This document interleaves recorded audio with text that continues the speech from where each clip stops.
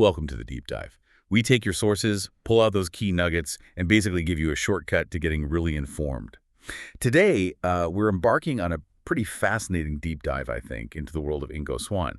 He's widely seen as, well, a key figure behind the U.S. government's remote viewing program. We've got this incredible interview with him, just packed with surprising stuff. Our mission, really, is to unpack his unique journey, understand how remote viewing actually got started, and explore the, profound implications of what he learned about perception, secrecy, reality itself. Yeah, it's fantastic to be digging into Swann's own words here. He was absolutely pivotal. Though it's interesting, he didn't even really like the label psychic, preferred perception researcher. Right. And that distinction, as we'll see, it's actually crucial, really crucial for understanding the whole field. His ideas, they really push against conventional thinking about the mind's potential. Okay, let's unpack that background then, because it's so diverse, isn't it? Yeah. Before the parapsychology work, he was in the Army, in Korea. Yeah, U.S. Army, Korea, secretary and aide to a general, Liddy White. And then, get this, until 1969, he was working for the United Nations in New York. Permanent contract. Clerical, administrative jobs. It's quite a foundation. Wow. And alongside that, he was doing his own research. Oh, yeah. Yeah. From 1958 to 1972, his personal interest research was, like, everything. Occult, parapsychology, astrology, numerology, auras, you name it. Pretty much every kind of fringe science topic we ever touch on. And that breadth, you can really see how it informed his later breakthroughs, gave him a unique perspective. So how does someone with that kind of background end up connecting with Dr. Harold Putoff, a physicist at SRI, Stanford Research Institute? Well, the story Swann tells is he was working with Cleve Baxter in New York. They were talking about perception, specifically the speed of perception. Baxter mentions Putoff, who was, interested in tachyon theories, faster than light particles, and how that might relate to information transfer, new ways of looking at it. So Swann just writes him a letter. And it just happened to fit perfectly with a proposal Putoff already had going, looking for, quote, new ways of looking at information transference amongst people and things. Just sort of clicked into place. That's how SRI kicked off. And then the government gets involved, which for a lot of people seems like the really strange part. Why would they fund this? Right. Well, you got to remember the context. It's 1972, Cold War, big time. The U.S. government was, frankly, embarrassed. They'd found out the Soviets were deep into researching this stuff, and Western science, well, it mostly dismissed it. So big shock. They were desperate, basically, to find someone who could get them up to speed to, keep up with the Ivanovs. And Putoff, he had connections in Washington. He managed to point their attention towards remote viewing. So Swann gets to Stanford, government's interested. Yeah. What was the first thing they tried to do, the immediate goal? The key thing, the mandate, was finding an ability that could be replicated in the lab consistently. See, that was the problem with a lot of historical parapsychology. It wasn't always repeatable. Swann had already done work on psychokinesis, PK, mind over matter stuff, with Dr. Gertrude Schmidler and Cleve Baxter, focused on getting reliable results. So at Stanford, that's where they started, kind of fiddling around with PK, trying to nail down something reproducible. And that led them to this quark detector experiment, which sounds completely mind-bending. How did that work? Yeah, well, the challenge was proving it wasn't a trick, right? How do you shield the target properly? Putoff managed to get access to this quark detector at Stanford. Now, this thing, it's designed to spot cosmic particles. It's buried deep in the floor, cement casing, aluminum casing, completely shielded. They didn't even tell Swann exactly where it was. He shows up. They just say, you're standing on it. Okay. So what happened? He's standing over this super shielded scientific instrument. Swann says he just, did his little magic to kind of mentally locate it, focused his awareness, and then he started drawing it, sketching what he perceived. And as he's drawing, the detector, which had been running perfectly stable for months, like a perfect sine wave, it just stopped dead. The sine wave just broke, went haywire, started wandering. And Swann didn't think he did it intentionally, like PK. He figured his brainwaves just interacted with it somehow, simply by the act of perceiving it. Wow. So, okay, drawing it, that's remote viewing, but the machine stopping, that's psychokinesis. Exactly. That's the distinction and the impact of this. Huge. It really impressed people across the country. Because think about the implication. If the mind can do that to a shielded quark detector, well, hypothetically. It could affect a missile. An atomic bomb. Precisely. That was the hypothetical leap. Within a week of that demonstration, Putoff had plane loads of people coming out to talk to him. Yeah. That was the direct trigger. That's when U.S. taxpayer money really started funding the program seriously. It wasn't just theory anymore. Okay, so they have this undeniable proof, basically, replicated in a lab. How did they then structure the government program, especially with all the skepticism around anything labeled psychic? They made a really smart move, a strategic decision. They completely shifted the language, changed it from psychic studies to perception studies. Hmm. The whole focus became about perceptual processes, how humans perceive things. And the argument was that perception, well, it could be expanded through training, through work. This was clever because, there's tons of existing scientific research on perception. It made it way more justifiable to the money people, the oversight committees. They just dropped the word psychic entirely from the proposals. So when they say perception, does that just mean intuition? Are they synonyms here? Not exactly. Swann was clear on this. Perception is basically anything you can perceive, all incoming data. Intuition is just one kind of perception, especially the kind not based on immediate physical senses. Like he gave the example of having an intuitive feeling about a big life choice. He saw that as a kind of construct. You're processing information subconsciously until it becomes perceptible. He called it indicative of high-stage perceptual factors, so much broader than just a gut feeling. Right.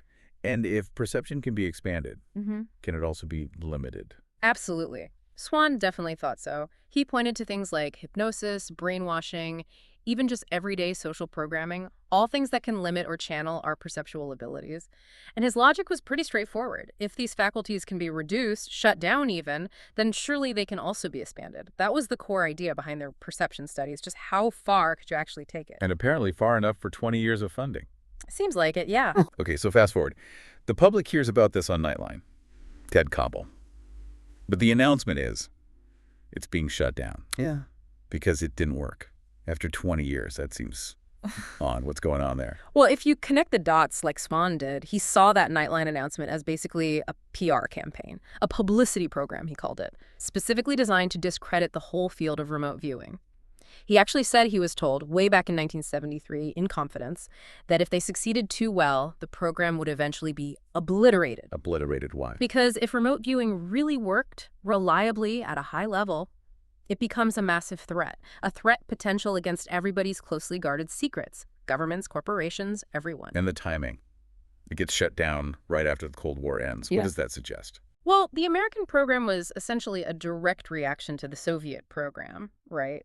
So when the Soviet Union collapsed and their effort presumably faded, the stated need for the U.S. program kind of disappeared. Publicly, anyway. So convenient narrative. Oh, it didn't work after all. Shut it down. But Swann himself didn't necessarily believe it was truly over. He suggested it might just be still going on, maybe even at a higher level. Especially, he noted, with countries like Japan and China apparently getting more involved in these areas. Interesting.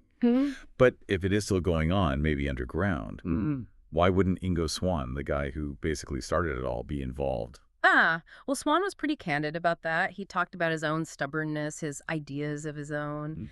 He apparently refused multiple times to just follow mandates if he thought they were pointless or wouldn't work. He often clashed with the higher-ups, especially when their thinking got to science fiction-y, not based on the actual research. He said he left SRI about 5 times because of disagreements like that. He wasn't just a yes man. And he also mentioned this fear of telepathy within the power structures. Yeah, he described the chains of command, the established powers, as being terrified of telepathy. Not, he said, because most minds aren't worth reading, which is kind of funny, but because it exposes secrets, their secrets. He wrote about this in his book Penetration. You see, the actual field they were studying was technically called psychoenergetics, the energetics of information transfer. But using a word like telepathy, that was like waving a red flag before a bull, too loaded, so they avoided it. But Swann believed if telepathy ever became truly functional, widespread, everybody on this planet has a problem, it would totally upset the entire Earth frame cultures. Because the whole power structure relies on secrets, right? Functional telepathy could mean an end to secrets. Wow. Okay, now, this is where it gets even more, let's say, unconventional. Swann claimed firsthand knowledge of human and extraterrestrial interaction. He did. He talked about finding these obscure books back when he was at the UN in the 60s, like one called Spacemen in the Ancient East. The author apparently learned 9 languages to read original texts documenting historical ET visits. So Swann had this long-standing personal interest. Okay, personal interest is one thing. How did that connect to his actual government work? Well, here's the story. In 1975, he gets invited to this very strange remote viewing thing. It's underground. They ask him to remote view specific spots on the moon. But during the sessions, over like 3 days, the guy running it keeps bringing up telepathy, subtly. And Swann eventually thinks, hang on, this guy doesn't care about remote viewing the moon. He already knows what's up there. He's testing the telepathy angle. Yeah. So Swann just confronts him, asks point blank if they have a telepathic problem with ETs. And that was a response. Well, Swann doesn't detail the immediate response, but it leads into this other revelation, that another early remote viewer, Pat Price, had apparently first enunciated the location of some kind of joint human extraterrestrial cooperation base on the moon, and Swann himself just says, yeah, the moon has stuff on it, and them. That is quite a claim. Coming from someone like Swann, it makes you think about things like, why didn't the U.S. go back to the moon after Apollo? All those leftover Saturn V rockets. And you hear stories about astronauts having psychological issues afterwards. Swann touches on that. He basically says, look, if there's stuff on the moon that isn't ours, then you've got a real problem. And maybe the best public strategy is just say nothing. A program that reveals nothing at all about anything. As for the astronauts, he speculates maybe they're struggling precisely because they're holding on to information they can't talk about. It's speculation, but it fits his narrative. Let's shift slightly. Time. Remote viewers often talk about seeing the past or the future. Did Swann believe that was possible? Hypothetically, yes. And he cited evidence. There was an experiment at SRI with another viewer, Hila Hamed. Standard protocol. Describe a random target miles away. But one day, she tells them before the target is even picked, I already know what it's going to be. She then describes it, draws it accurately, and later, sure enough, that exact site gets randomly selected. They called it front timing, precognition essentially, suggesting the mind can access near-future information. So if we can front time, does that mean the future's fixed? We're just puppets. No, Swann was emphatic about that. We're much more than that, he said. He saw humans as these extraordinary sensing systems, and our sensing abilities, not just stuck in the present moment. He actually thought sensing beyond the present was vital for survival, like an animal smelling danger on the wind, you know? Pheromones? And here's another wild claim. He personally believed he'd managed to change future events through sheer willpower, about 3 times in his life, stop things he felt shouldn't happen. Changing the future. That sounds like remote influencing, doesn't it? Affecting things, not just seeing them. Exactly, it ties back in. Swann argued you can't really separate these things cleanly like old-school parapsychology tried to do. Clairvoyance, telepathy, PK, precognition, retrocognition. He insisted they're all part of us as super-duper sensing systems, integrated capabilities, different facets of the same potential. He also mentioned that when people train these perceptions, other senses start waking up too. Sensing beings around, telepathy. Yeah. What's that about? Right. It points to this idea of expanding overall awareness. Okay. As you train one aspect, it starts breaking down the mental walls and barriers we usually have up. You start perceiving more on more levels. And he believed the defense mechanism against that, used by the powerful few, is to constantly discredit 90% of our sensing systems. To keep telling us, nope, you only have 5 physical senses. That's it. Keep us in a smaller box. Which brings up a question. If this stuff is so sensitive, such potential threat, secrets, ETs, telepathy, why was someone like Ingo Swann allowed to talk about it so openly later in his life? Swann had an interesting take on that. He didn't see himself as a direct threat anymore, but as a resource. He explained that intelligence agencies have ways of getting information without direct contact, especially now with the internet, people spilling their guts, as he put it. He figured most of what he was discussing was already in the public domain anyway, in bits and pieces. The real concern, he suggested, is only if someone becomes an active, direct threat to ongoing operations or secrets. So if you had to boil it all down, remote viewing, secrets, ETs, perception, telepathy, what did Swann say was the single underlying theme connecting everything? One word: power. He stated it flat out. Everything they discussed, all these phenomena, it's fundamentally about power. He even implied that, presidents and politicians often just work for the real powers that rule the world, that the chain of influence goes much higher and higher. It's a pretty stark view, that these aren't just interesting abilities, but keys to understanding how control and influence really operate on a global scale. Deep secrets, deep power. One last thing before we wrap. You mentioned his book, psychic sexuality. How does that fit into our everyday lives and these sensing systems? Right. He brought up how people pick up sex like mad from each other, it's basic attraction vibes. He saw that as a form of everyday psychoenergetics that's basically never been researched scientifically. Called it the tip of an iceberg for understanding how these energies work between people constantly. It's not just about trained remote viewers, it's about these super duper sensing systems being subtly active in all of us all the time. And interestingly, he pointed out how science is catching up a bit. Discoveries about receptors in the nose that literally smell emotions Hmm. or pick up on motives, sexual receptivity, even antagonism or benevolence, things we used to just call ESP or vibes. Hmm. So maybe there are physical mechanisms underlying some of the subtle sensing we all do. Wow, what an incredible deep dive today. Ingo Swann, truly a pioneer, a perception researcher as he preferred, a man who definitely saw way beyond the conventional limits.